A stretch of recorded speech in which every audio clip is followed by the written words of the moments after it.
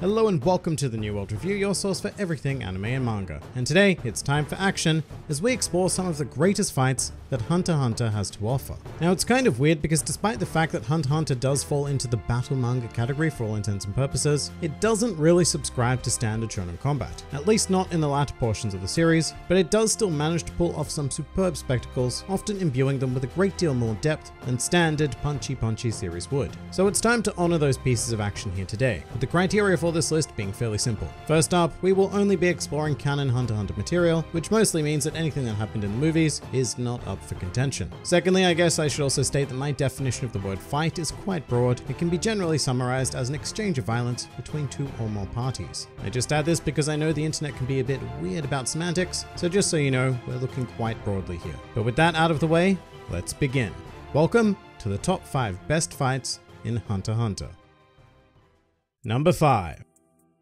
Kahn versus Neferpito. Alright, we are starting out with one of the most sinisterly epic moments in the series, which was the culmination of Gon's entire character arc during the Chimera Ant story. Seeing him pushed into a situation where his desperation, anger, and sorrow transcended anything most of us will ever know and allowed him to form a deadly vow to summon all of the power he would ever have in order to exact retribution upon a very unfortunate Neferpito. This is a fight in terms of technicality alone. I'd actually go so far as to describe it as a massacre, and one of the most brutal encounters that this series has ever offered us. It's really strange because viewing it, I am simultaneously elated that Pito is being finally delivered this sort of justice that they deserve, but there is also this subconscious knowledge that the longer the fight lasts, the more Gon will lose himself and pay an even greater price for the power he's invoked. So even though it's so ridiculously one-sided, it still keeps you on the edge of your seat, but also being a Hunter x Hunter battle, it proves that godlike power can be nigh on irrelevant as Pito's post-mortem Nen manages to claim one of Gon's arms, which leads to my absolute favorite moment where Gon uses his dismembered arm as a weapon to smack Pito's corpse all the way back down. And tonally, this fight was a perfect end to Gon's involvement in the arc. It was dark, full of despair, and I think for the first time gave us a proper empathetic bridge into exactly how Gon had been feeling this whole time. It was a very memorable sequence to watch, and one that was so much more than just a simple fight, showcasing how Togashi is supremely capable of entwining greater concepts into action and using combat as a mere tool to portray them rather than using emotion to facilitate the necessity of combat. An absolutely brilliant fight,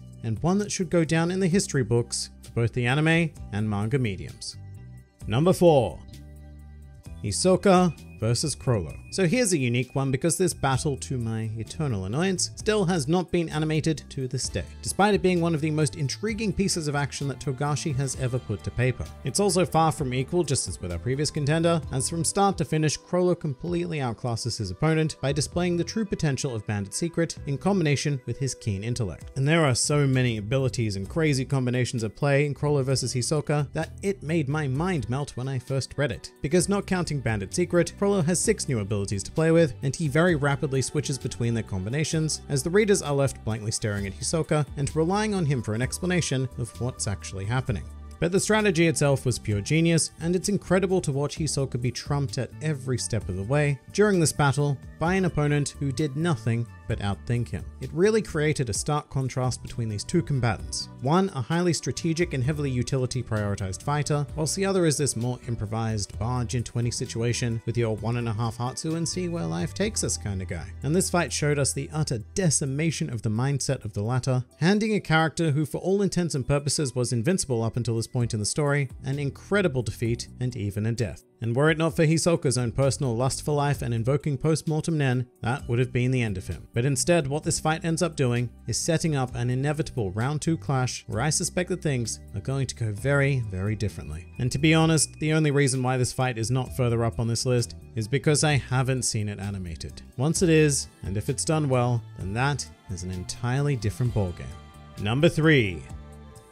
Uvogin versus Kurapika. In this fight, we see what I would describe as the ultimate showcase of raw power versus supreme strategy with a dash of revenge added for flavor. For some context, at this point in the series, Uvogin seemed like an unstoppable monster. He was simply too powerful for anybody to take on, or so it seemed. Because this is the fight that would truly introduce us to the possibilities of Nen combat and how there can never be any certainties in battle.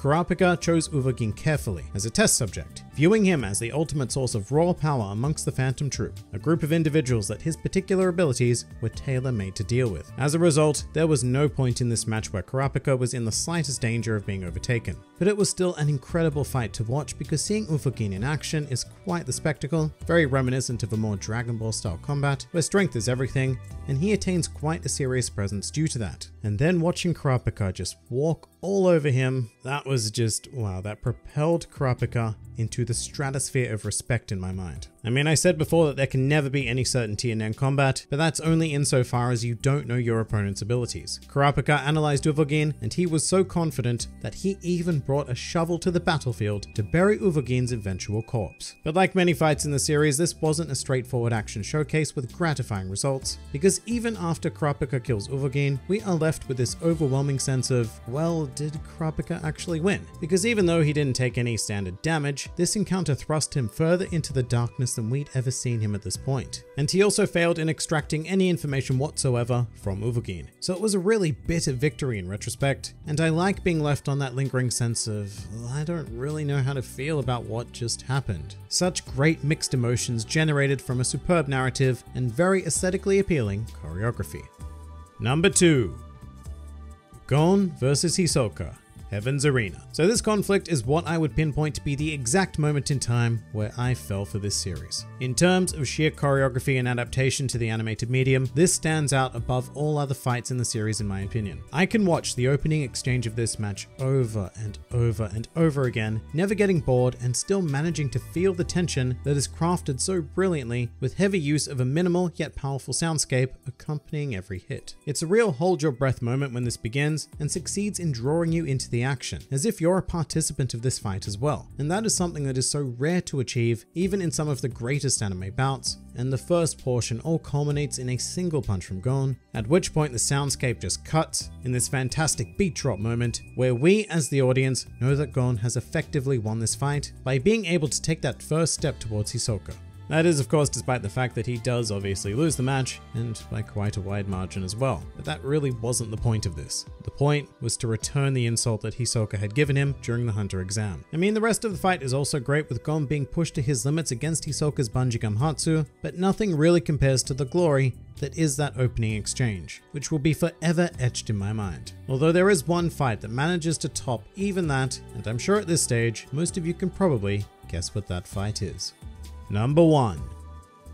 Netero versus Meruem. So as we arrive at our number 1 fight in the series, I've all of a sudden realized that every conflict we've examined here today has been completely one-sided, and yet still somehow incredibly exciting all across the board. And this fight here is the king of all conflict. Within the entirety of Hunter x Hunter, I can never recall feeling as much hype as I did when Netero first activated the 100 type Guanyin Bodhisattva and gave us our first glimpse of what the pinnacle of power in this world looks like. The sheer speed, strength, and intellect that went into this bout is awe-inspiring and incredibly satisfying in terms of its eventual outcome. A lot of the fights I've mentioned so far left me on a very iffy note, which I have praised, but Netero versus Meruem somehow managed to leave me completely satisfied from both perspectives. Meruem because he was able to use complex strategy to take down Netero piece by piece, and Netero because he was able to implement painfully simple strategy to ensure that an end would be put to Meruem by incorporating the poor man's rose into the plan. Everything in between is more or less an exercise in Netero gratifying himself by taking everything he'd ever wanted in life, which was to face off against the ultimate opponent, which resulted in a visual banquet for all of us,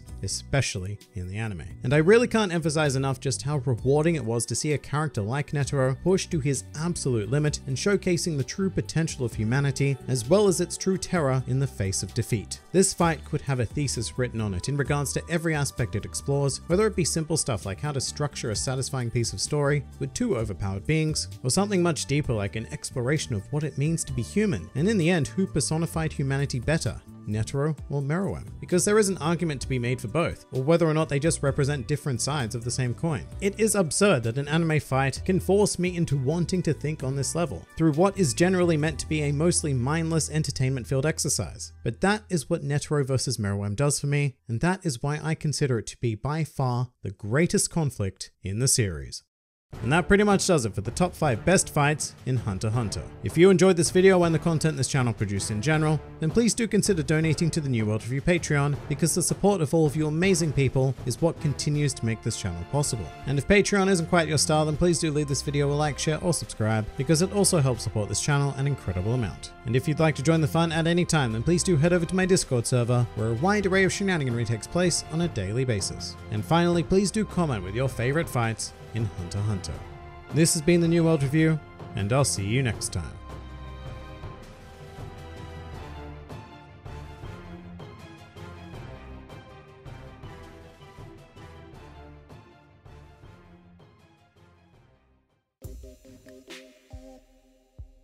I found the channel a little while ago, and I have to say that your content is really good, especially the Hunter x Hunter videos. Question: do you think Togashi will explain the origin of Nen, or leave it as a mystery, and which way do you prefer him to take? First of all, thank you very much for the kind words, and secondly, I think he kind of already has. I mean, Nen is just the name of the art form that is used to wield and manipulate aura, essentially, and it comes from the basic idea that all living things possess a certain quantity of aura that effectively represents their life force. Nen is just the actual practice of harnessing that for whatever purpose the user so desires. I feel like any more detailed explanation than that probably isn't necessary. Like, I would absolutely hate it if at some stage in the story it was explained that Nen was a substance bathed in humanity by some godlike being or whatnot. No, I really do think it's pretty good as it is.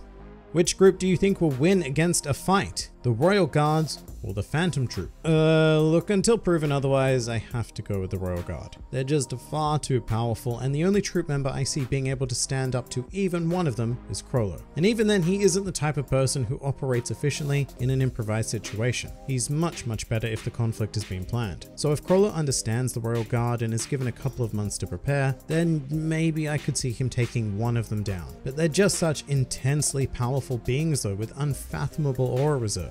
Especially Pito being a specialist, because they can just go ahead and create any number of new abilities designed to deal with any situation. I mean, really, when you think about it, the only member of the Royal Guard who ended up being actually defeated was done so by Gon, achieving power equal to that of Meruem. So I can't say it's looking great for the troop, but feel free to try and change my mind in the comment section.